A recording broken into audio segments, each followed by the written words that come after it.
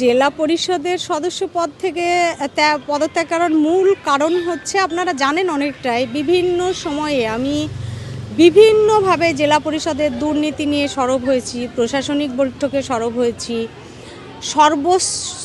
সর্বোচ্চ স্তরকে স্তর সর্বোচ্চ জায়গায় জানিয়েছি। কিন্তু আমার মনে হয়েছে যে জেলা পরিষদ এইগুলোকে প্রশ্রয় দিচ্ছে, মানে দুর্নীতি, চুরি, এগুলোকে যাদের আমি জানিয়েছি, যারা দলের হর্তাকর্তা, তারা প্রশ্রয় দিচ্ছে, মদত করছে। এবং আপনারা জানেন যে আমার এলাকায় আমি কখনো রিগিং করতে দিই না, আমি মানুষের ভোটে জিতি।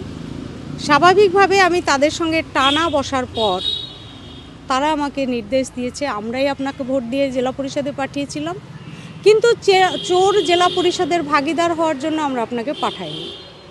আমরাই যখন পাঠিয়েছি, আমরাই বলছি চোরের এই জেলা পরিষদ থেকে আপনি রেজিগনেশন দিন।